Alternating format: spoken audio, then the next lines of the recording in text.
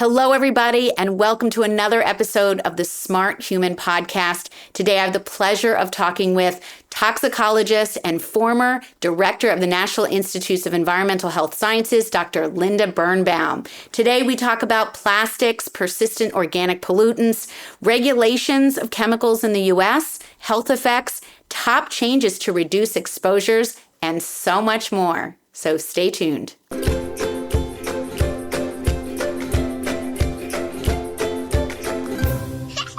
Hello, everybody, and welcome to another episode of the Smart Human Podcast. Today, I have the pleasure of talking with Dr. Linda Birnbaum, who is the former director of the National Institutes of Environmental Health Sciences at the NIH. She is also a board-certified toxicologist. She has served as a federal scientist for 40 years and spent 19 years at the Environmental Protection Agency, the EPA. She's also the author of over 1,000 peer-reviewed publications, book chapters, abstracts, and reports. And it is my pleasure and a thrill because she's just one of the wonderful people in the world of environmental health that I have had the pleasure of learning from over the years. Thank you so much, Dr. Birnbaum, and I'll call you Linda as you requested from here on in. But thank you for making the time to be here. Well, totally my pleasure. I have so many questions. This has been such a joy to kind of anticipate your being on this program. But I want to start with some of the basics because, first of all, I like to know the people behind the research that people do and who they are and how they got into this field. So maybe just briefly start with how did you get here? Not a big question or anything, but how did your course of your life turn you in this direction? I think a lot of it was taking chances. I always loved science. I always loved biology, but I liked a lot of things. I did well in the science courses, which of course makes it fun. When I was in high school, I was often the only girl in my science classes, and that was fun too, like that.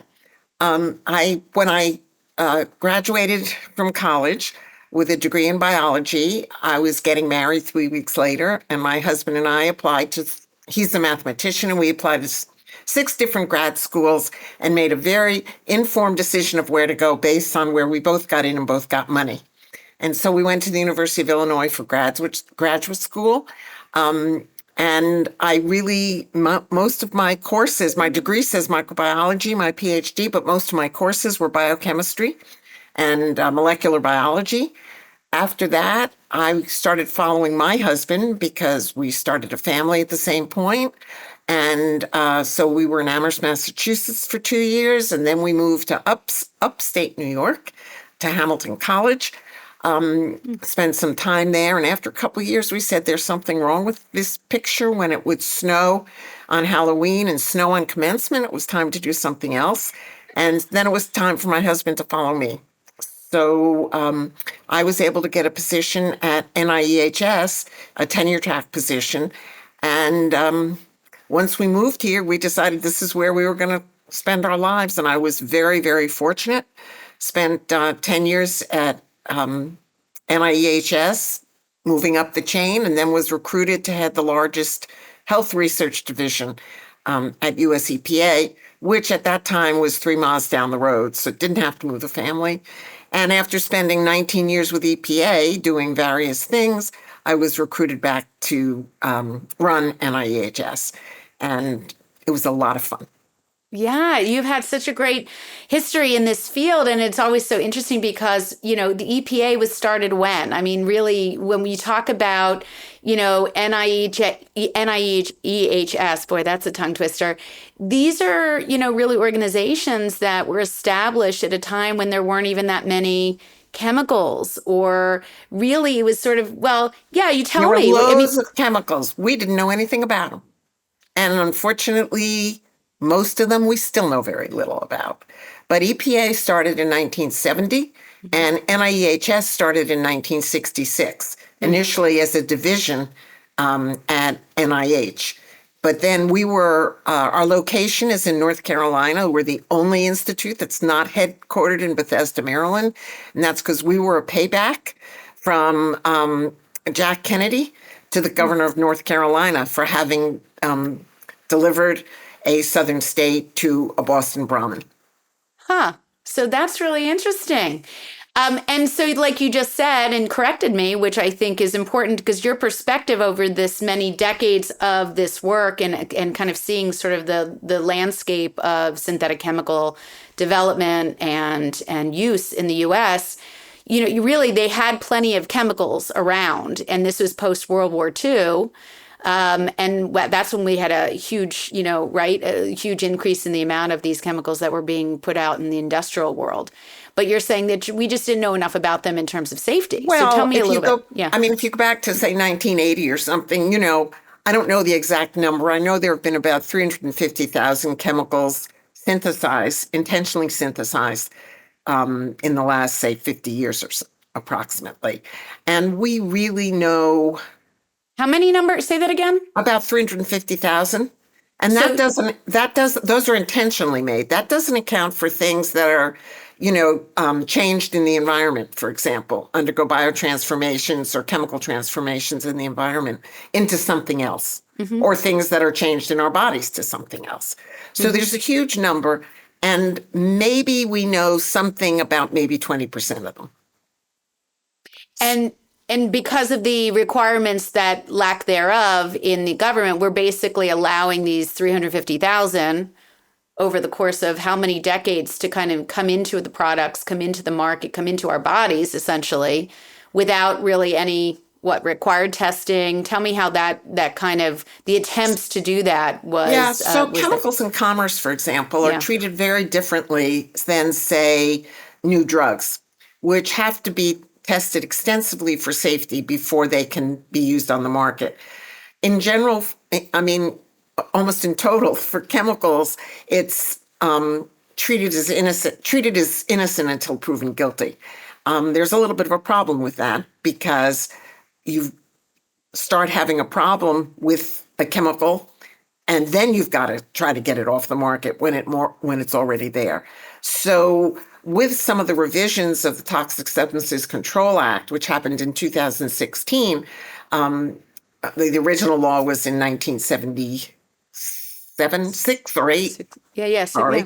Yeah. But the point is, with the revision, there's now a little more information required, but not very much. Not enough to change anything in the way of, say, health effects or population. When you get that information, it does have to be kind of registered.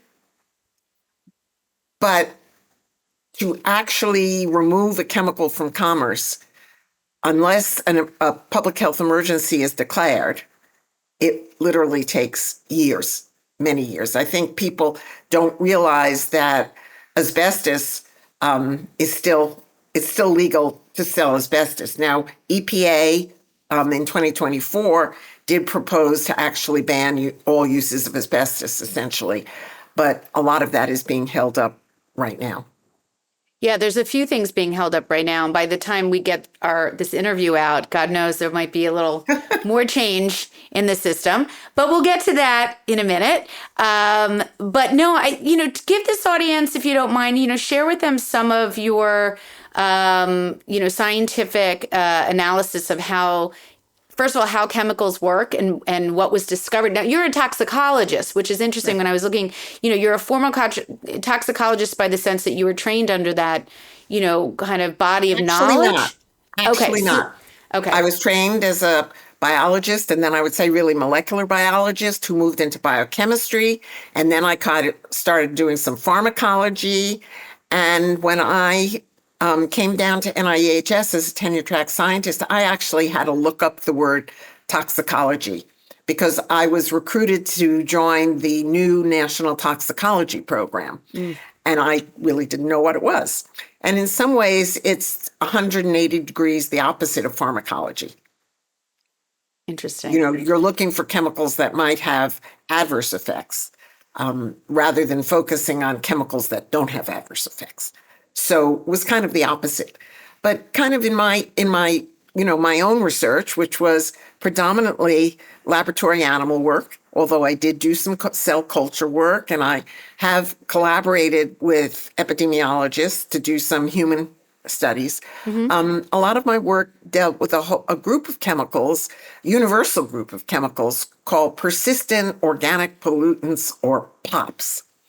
Now, you may not have heard that word before, but the point is POPs are things like some of the chlorinated pesticides that have been banned, things like chlordane or toxaphene, things like DDT, things like PCBs, and things like the most toxic man-made chemical, dioxin, which was the contaminant that caused all the problems with Agent Orange and a couple of other really terrible incidents. And I spent many years studying those chemicals, and a lot of my work involved trying to understand how the chemical got into the body, what our bodies did to it, if anything. Persistent chemicals, our bodies don't do much. They kind of hang around for a very long time in us as well as in the environment. And then started trying to understand their mechanism of action, and then sometimes worked on developing ways we could test for them. How could we approach them? And then the kind of use of that, what I call the legacy POPs, moved into the whole class of flame retardants, which were essentially used in all your furniture and all your electronics. And many of them are POPs as well, and I moved into them. And then I would say in the last 10 years or so, much of my work has focused on chemicals called PFAS, which are in everybody. They're everywhere. Not only in everybody, but in everything and in all our environments. And while dioxins and PCBs might have half-lives in the environment of 10 years, even as long as 20 years, PFAS are never going to go away. Differences between, say, dioxins and PFAS is dioxins were unwanted contaminants. They were never intentionally made except for laboratory standards. But PFAS have been extremely useful chemicals, and they still are. They're very important in lithium batteries. They're important in chips. They're important in many electronics. I would say we don't need them on our clothes or on our tablecloths for stain repellency or protection. But there are places where they're useful that we really need to find alternatives. Anyway.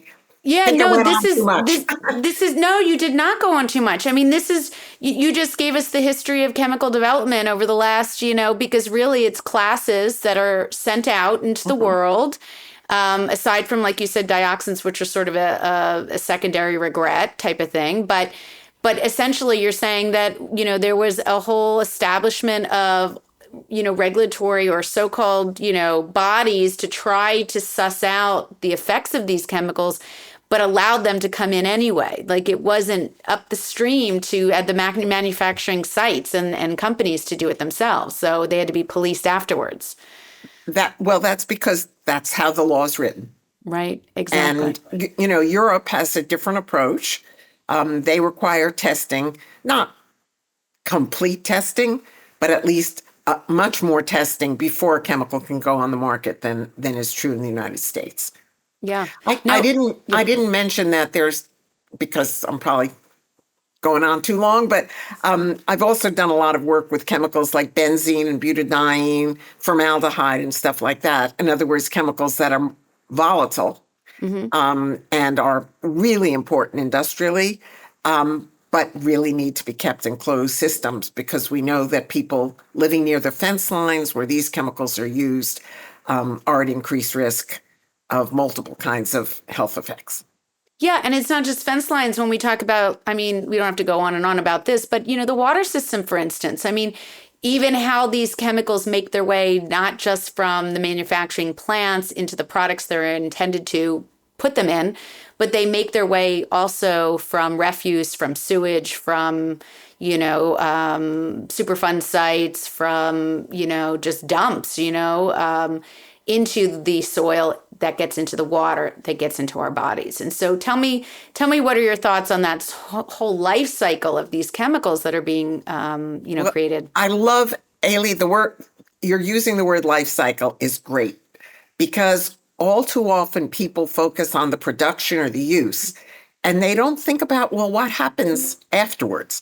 What happens when you have to get rid of these chemicals or you no longer want things? And it's really important that we go basically from birth to death of these chemicals or these chemical classes. We know that, like, say, for the pops, the Arctic is highly contaminated.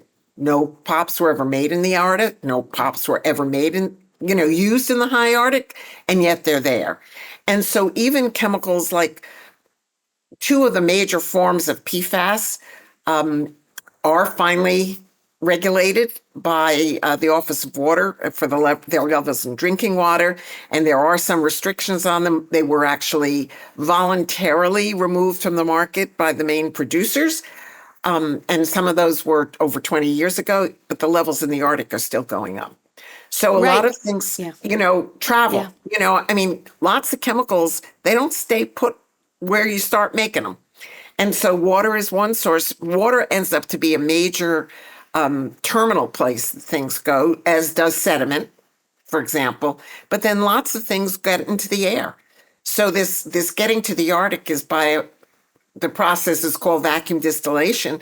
And basically in warm or temperate climates, some of these things get picked up into the air and travel. And guess what happens? Then they get to the Arctic, it's super cold and they come out.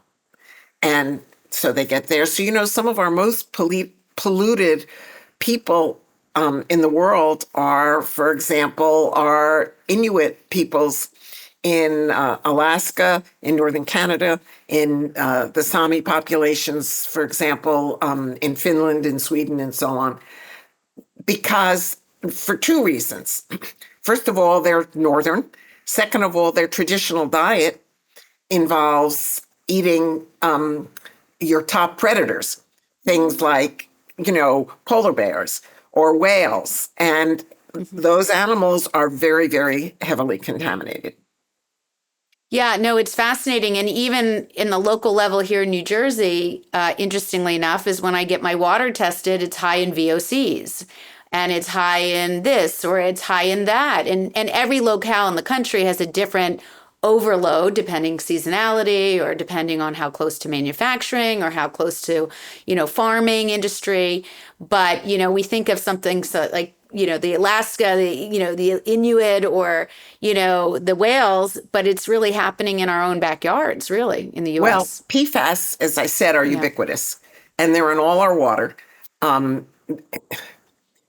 Part of the problem with PFAS is that this class of chemicals is about 15,000 chemicals. Mm-hmm. And we know a lot about a few. And we know a little bit about another 20 maybe. And beyond that, we know next to nothing. So what we know about the ones we know very little, we know that they basically act like the ones that we know a lot about. So you need to make or at least hypothesize that they're going to do the same kind of thing.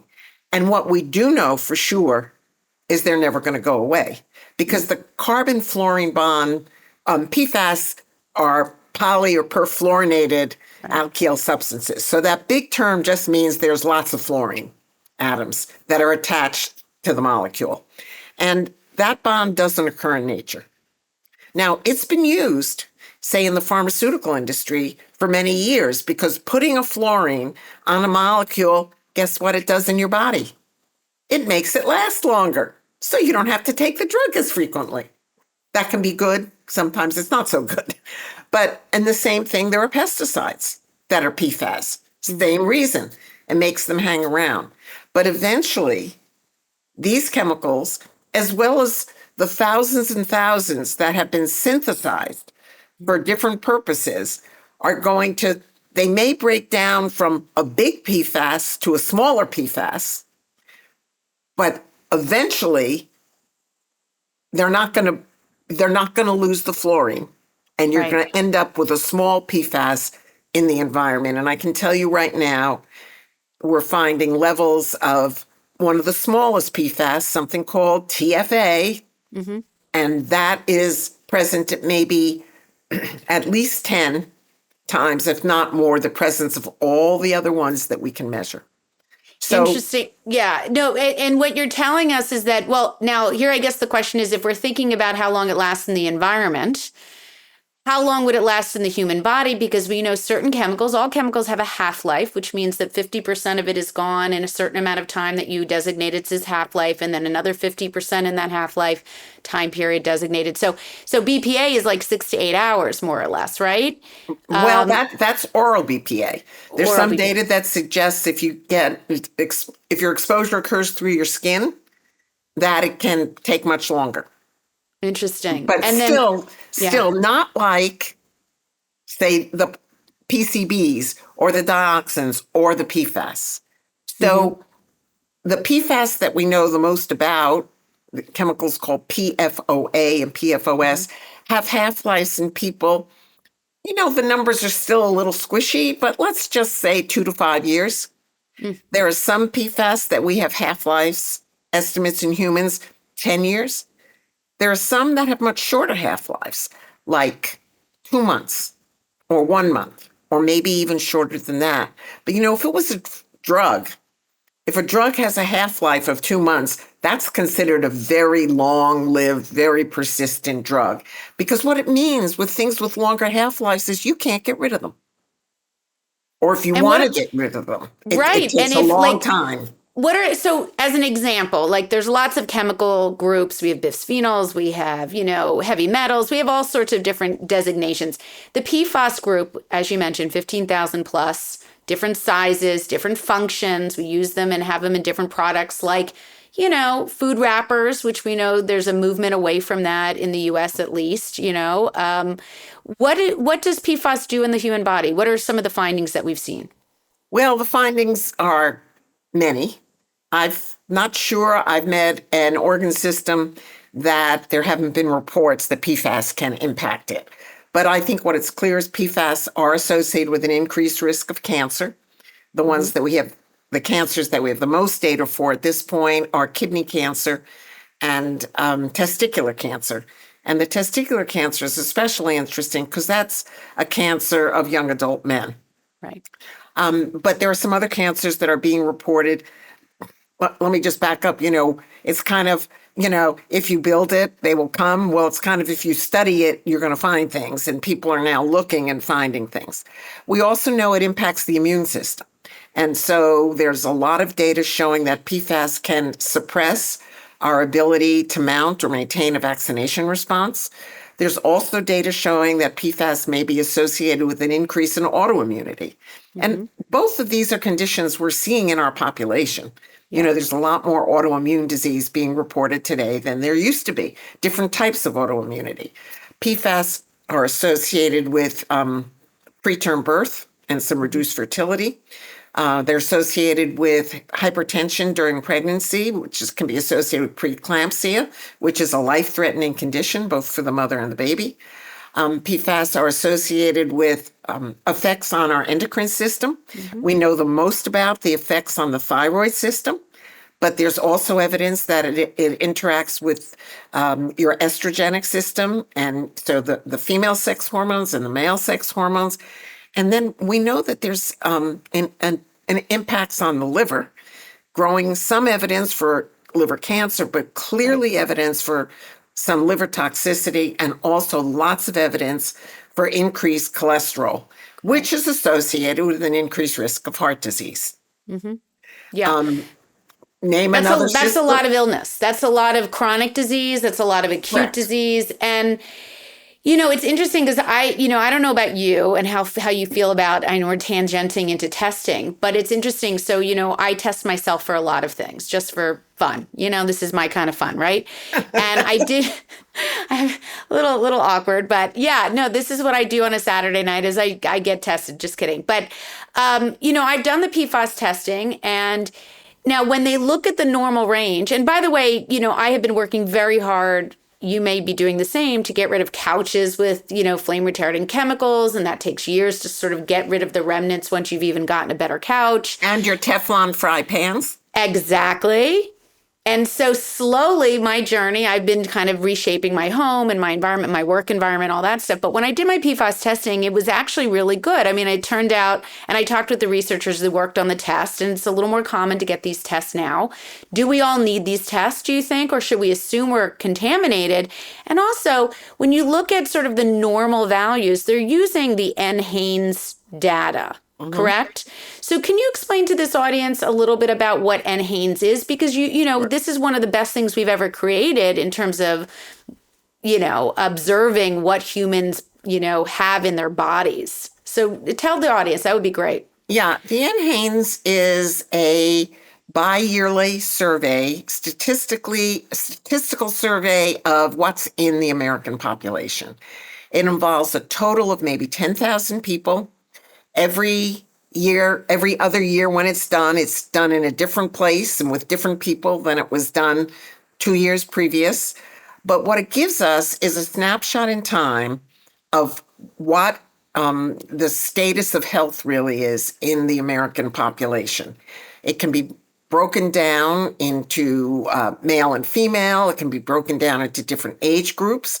It can be broken down into Hispanic or non-Hispanic. It can be broken down into black or white, for example, so that there's a lot of information.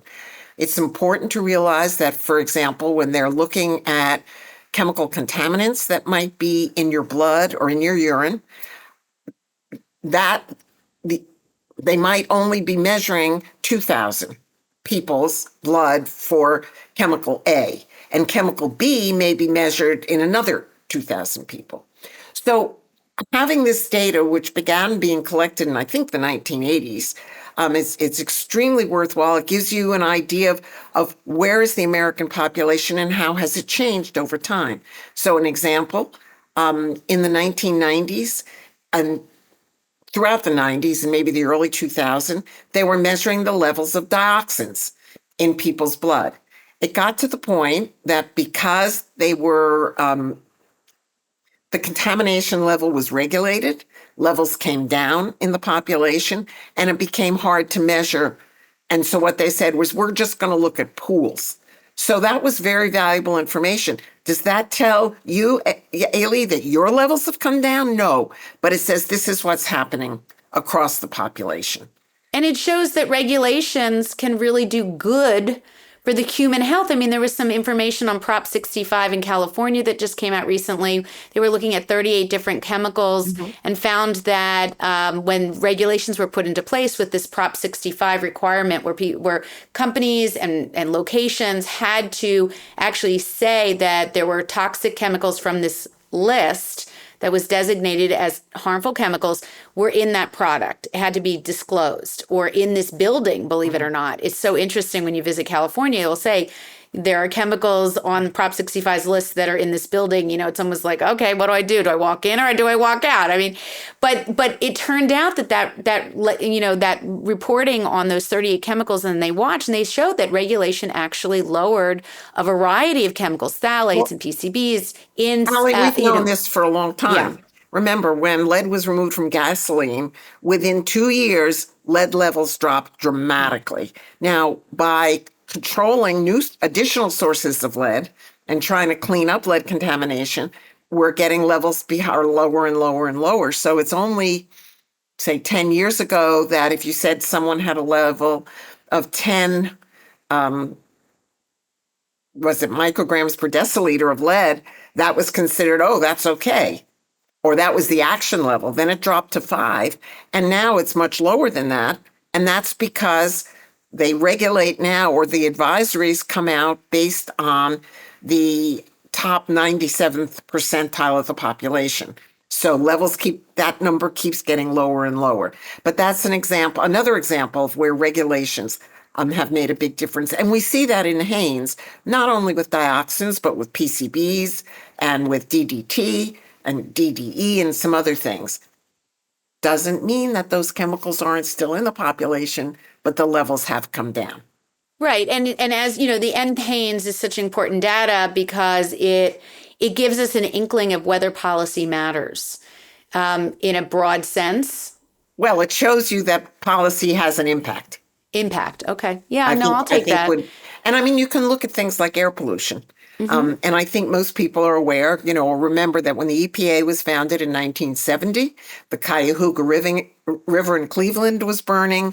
The level of air pollution in many of our cities, certainly in LA, among others, was horrible. Levels have come down dramatically in our country.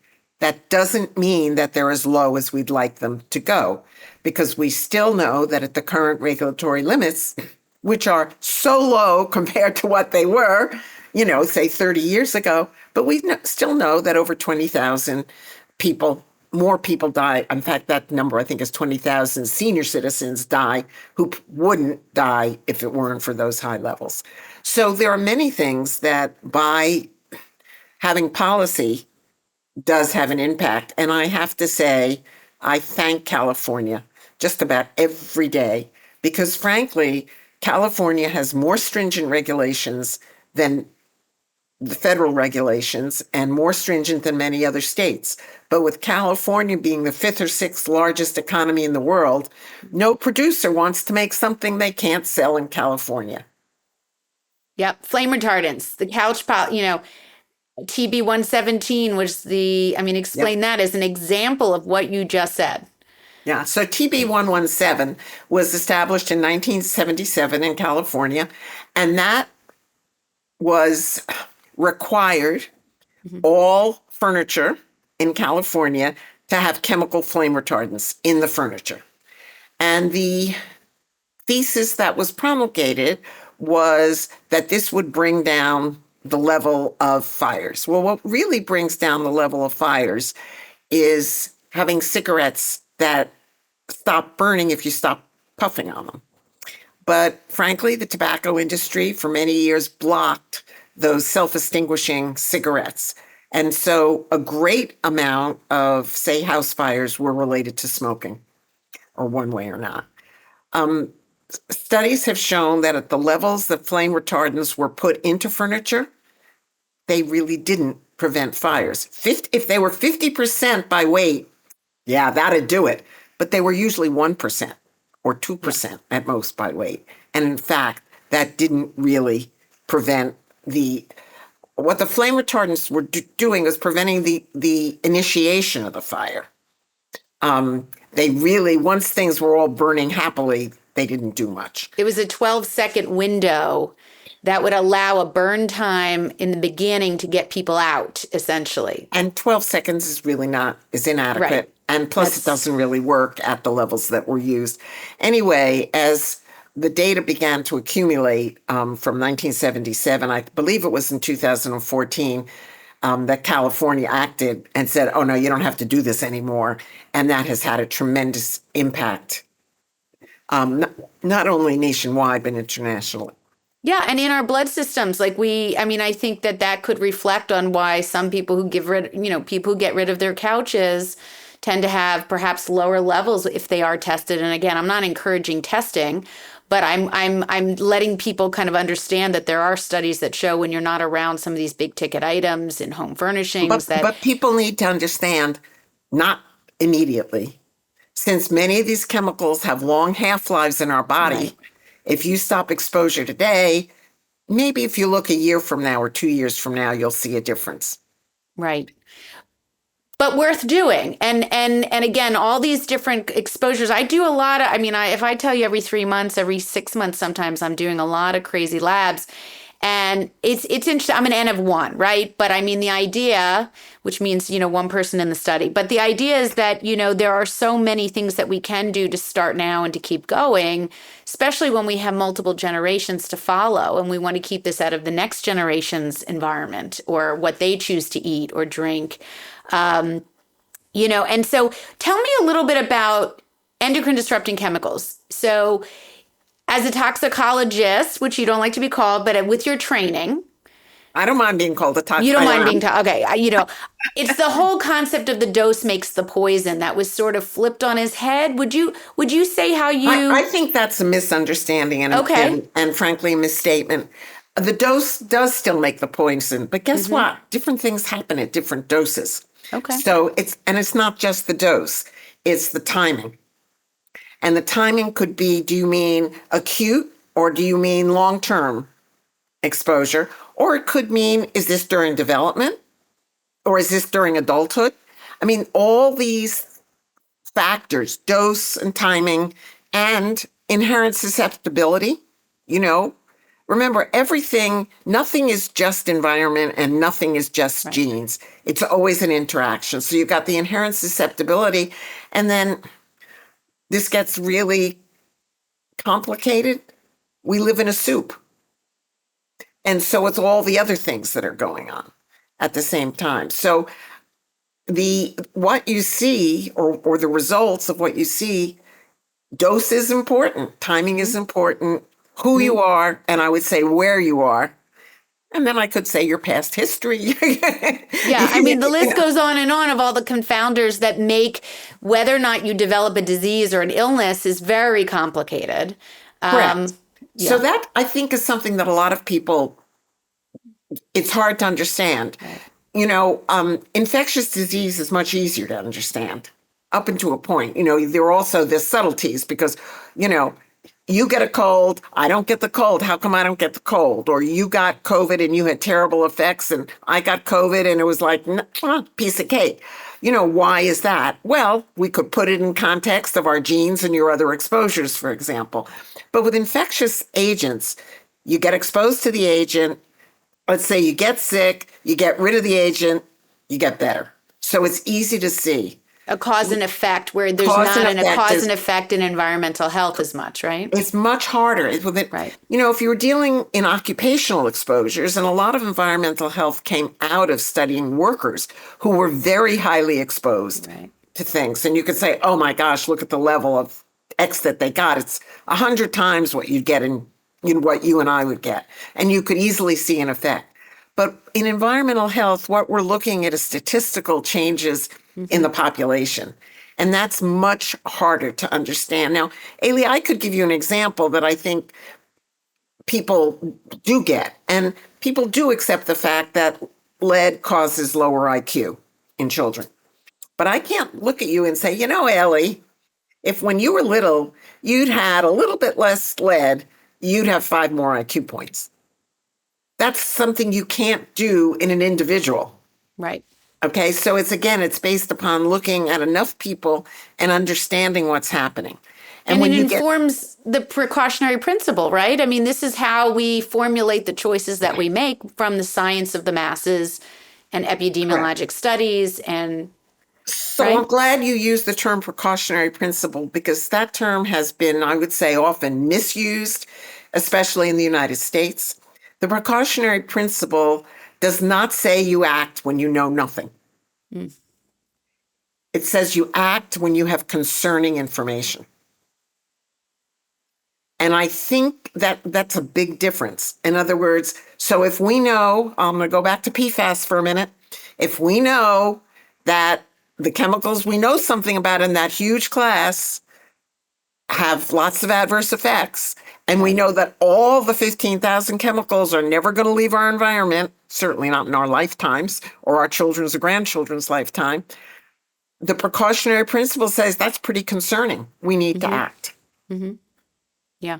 Yeah, I mean, and that's what we now are collecting. There's so many more bodies of academic, third party, of course, not certainly the manufacturers, but there's many areas where we're learning just enough to know that perhaps staying away from bisphenols might be a good idea, and thinking about plastics and how those bisphenols are used, flame non-stick chemicals, thinking about the rain gear and the Scotch Guard we spray like I did 15 years ago on my couch when I had young babies and I didn't want them to spit up on the couch and stain my expensive. I have to give you an example of that. In about 2002, 3M, I used to use Scotch Guard all the time. Any new tablecloth, new anything, Scotch Guard came out. And in about 2002, they said we're not using, PFOS in Scotch C8, Guard anymore. Right? And I C8. said, yes, that's great. Yeah. And I happily bought new Scotch Guard, not understanding at that time that they had just gone to what the term we use is unfortunate substitution. Yeah. They had gone to another PFAS and used that, but it wasn't PFOS. turned out to be, I think PFBS was one of the major ones that they switched to.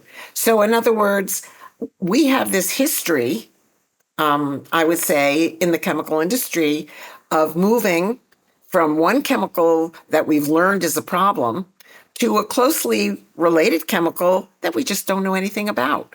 And when we start studying that chemical, it's doing the same thing as the one that we banned. So that's the case with bisphenols. I think many people have heard of bisphenol A or BPA. Interesting about BPA, it was initially made as synthetic estrogen in the 1930s, and then DES, diethylstilbestrol, was so much stronger and so much easier to use. And of course, many people know that that led to cancer in young women's and breast cancer in older women, and a whole generation impacted because of the DES exposure to their mothers. And the women took it because they were told it would help prevent miscarriage, which it really didn't. But anyway, but BPA was removed from baby bottles and sippy cups in 2010 by FDA. And really, it was removed. Industry actually sued FDA to remove it. Right. Why? Right. Well, people didn't want their baby bottles to have BPA in it anymore. So what happened? Industry switched from BPA to BPS or BPF or BPB or BPSIP, and there's a whole alphabet soup of very closely related chemicals. And when we start studying them, they're doing the same thing. So I use the term unfortunate substitution. Some people use the term whack-a-mole. Some people say chemical conveyor belt. The point is we need to think more. We need to ask the questions about, yes, we need an alternative, but maybe some of the alternatives shouldn't be a related chemical. Maybe some of the alternatives should be a different way of doing something or a different way of making something.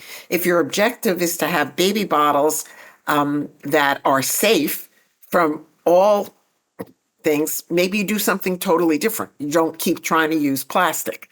Right.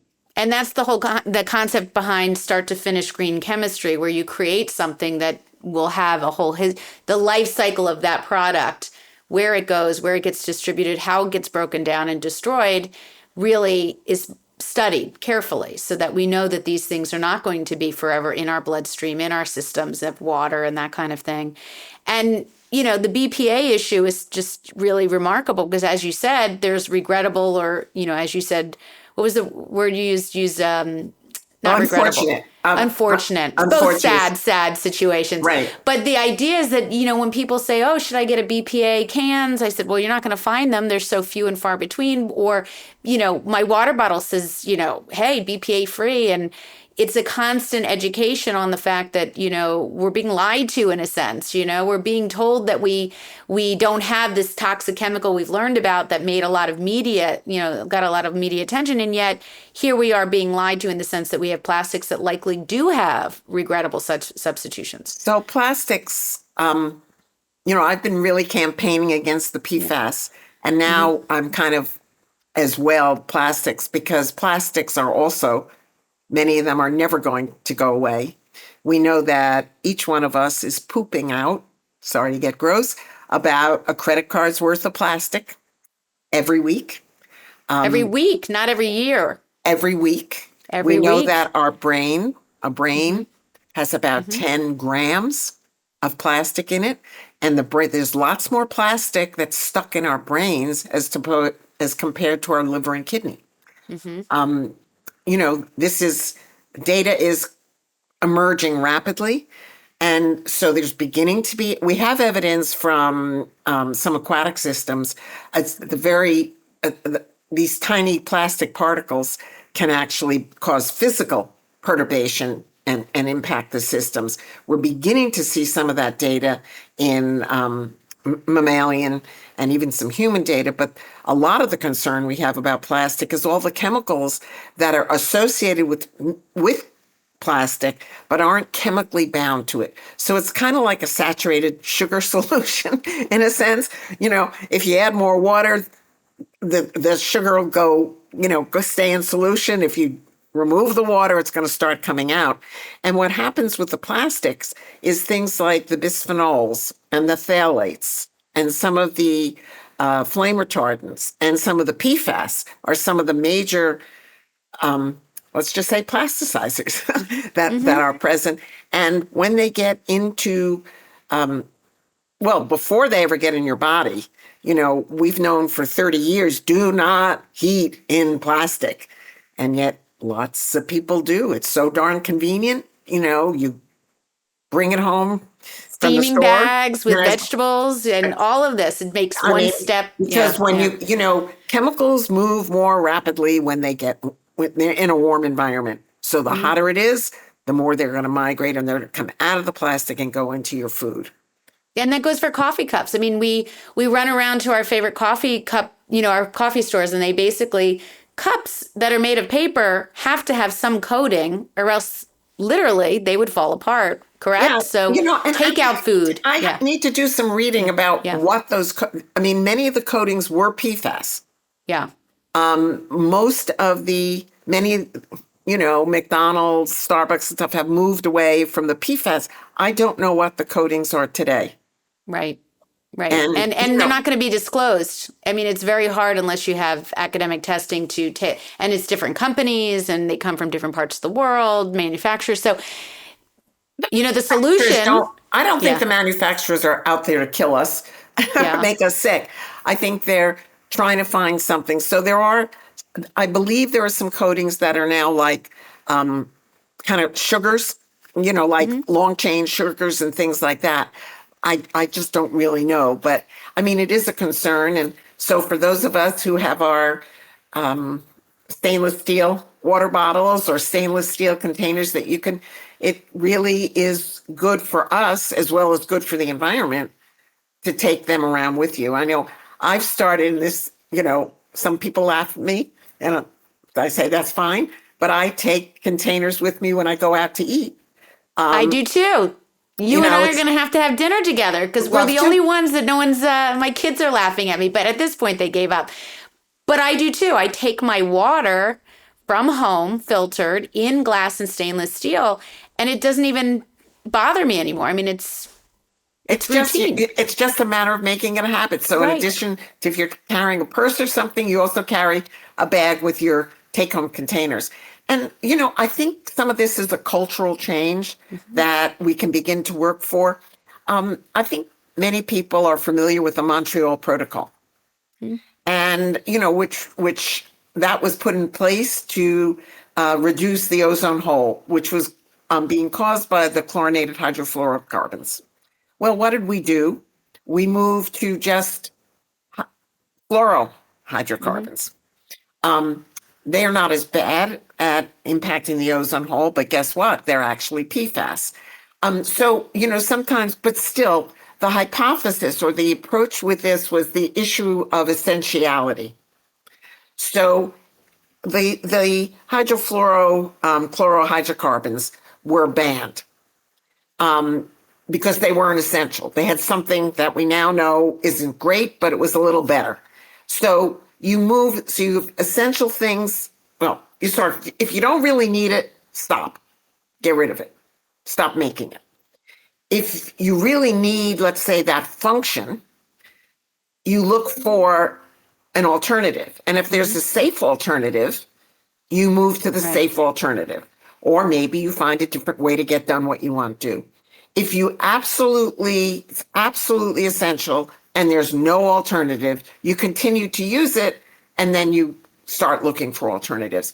So I think that's maybe something that society needs to consider in many other ways. When you think about plastics, I'm old enough to remember The Graduate. And when that movie first came out and Dustin Hoffman is told by his future father-in-law, plastics, and we all loved plastics. It was great. It seemed so wonderful. Right. We didn't think about the long-term consequences of it. And I do think there needs to be a lot more kind of future thinking, future looking at the impacts of these things going forward, and beginning to ask, do we really need? So there's been this effort to get rid of plastic straws, which I support. I actually at times, and I haven't been doing it lately because I do use the paper ones, which aren't perfect, but the plastic straws, they're totally unnecessary. How often do you even need a straw? Most of the time when I have my iced tea or whatever I'm drinking, I don't even need a straw. Yeah. So, you stop using it. And I think there can be more and more. Look what's happened with grocery shopping. I think most people now, it doesn't matter where they are, you got your bags you keep in the back of the car and you use Right. them. Yeah. No, I think you're coming up with some of these, and this is what leads me to another one. I know we're running out of time a little bit, but I wanted to say you're already describing a bunch of changes that you made, that your journey through this topic, through all of your research. I mean, on your side of things, you could have gone nuts. I mean, even when I got into this, I went nuts. I was like, oh my God. I still drive my children and grandchildren nuts. I mean, my grandchildren, at least the oldest, my grandson, he could give you a talk about dioxin. That's pretty bad. And he's 5, right? No, I'm just kidding. He's 23 now. But I mean, look, if you just share with my audience, what are your top 3 or top 5 things that people can do right now to reduce exposure? Maybe not of everything, of course, but of a lot of stuff that could be harmful to human health. Well, for example, when you use soap, don't buy the antibacterial soap. Plain soap and water is the best. Right. I mean, there are certain things don't even get killed by the, antimicrobial stuff, but soap and water does. So that's a simple thing that we can do. I think use plastics as little as you possibly can. I mean, I'm not a believer, I don't want the perfect to be the enemy of the good. So, for example, when I bring something home from the store and it's in plastic, do I immediately put it in glass? No, but if it's going in the fridge, I figure, well, probably not so bad, But if as soon as I'm going to warm it up, it immediately goes into something, Right. Get rid of your nonstick pots and pans if they are Teflon or if they're made with PFAS. There are some ceramic bases and stuff. Good old cast iron, good old aluminum works fine. But you can get like the ceramic, which is nonstick and doesn't have any PFAS in it. And stainless steel would be a good option. Stainless steel is perfectly good.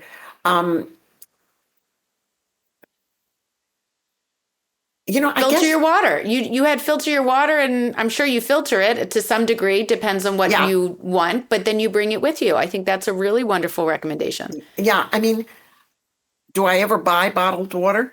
Yeah. Sometimes if I have to, but realize that bottled water in the plastic bottles there are, I forget if it's 100,000 microplastic particles in a 12-ounce bottle of water. It means it's a huge amount of stuff that's coming out of the plastic, just the particles.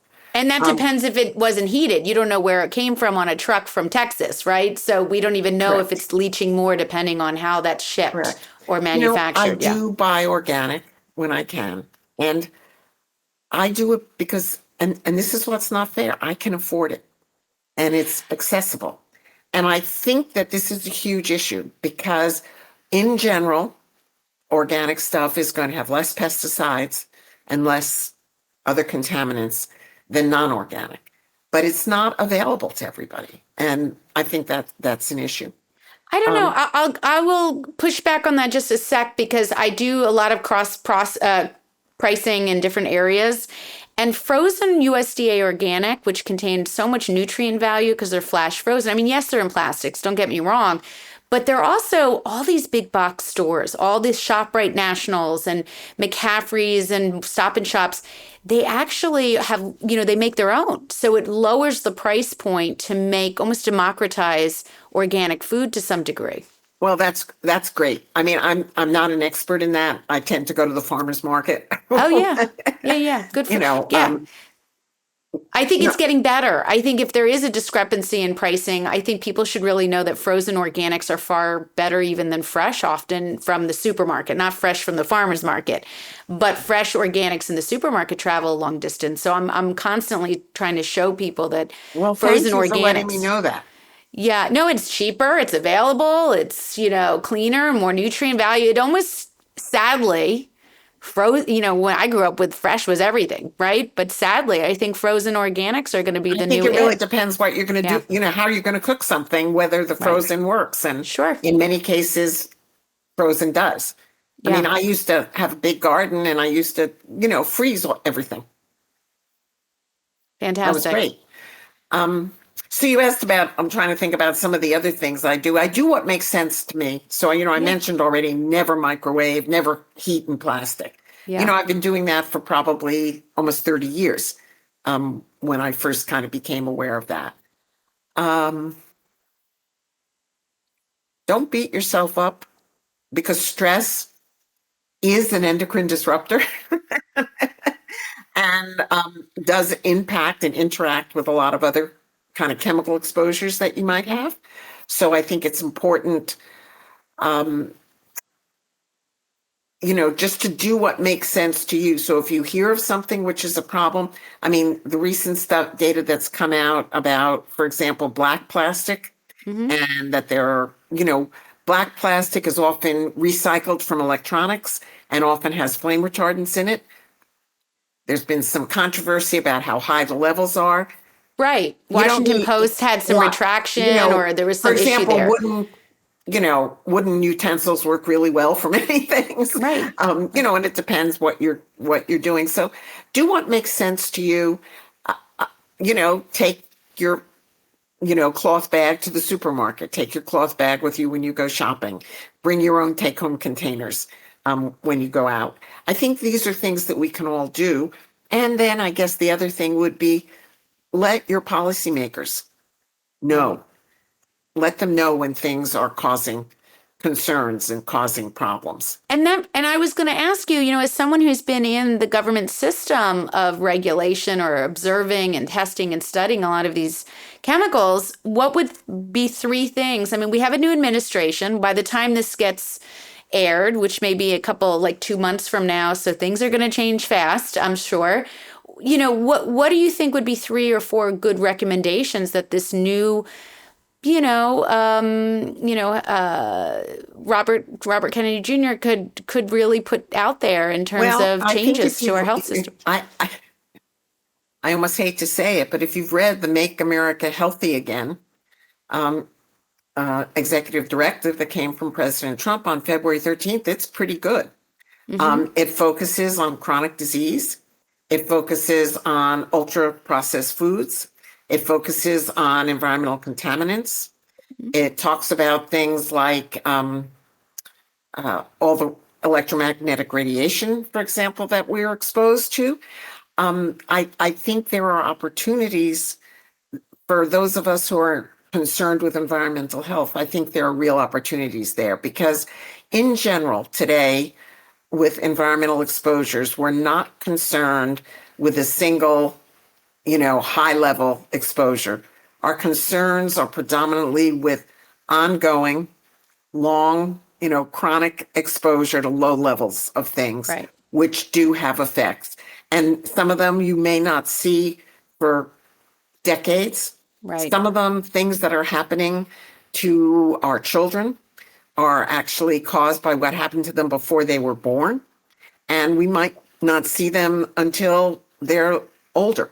So we know, for example, that air pollution is associated not only with low birth weight and small for gestational age babies, but we know that by the age of 10, there's an increased risk of being overweight, and by the age of 20, increased risk of obesity and type 2 diabetes.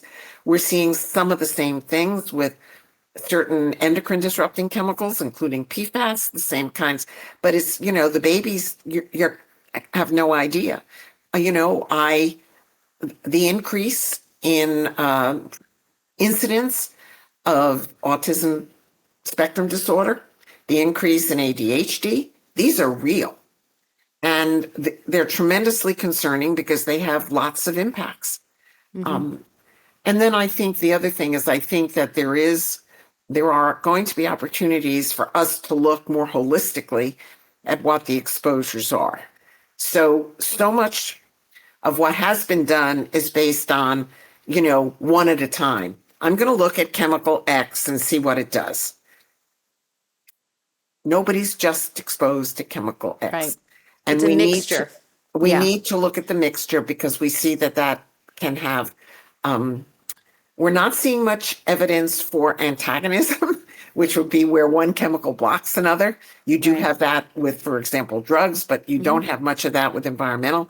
Most of the data that we see when we try to look shows that they just add up or occasionally Or synergy. or Yeah. synergize, is where A plus B is greater than A plus B.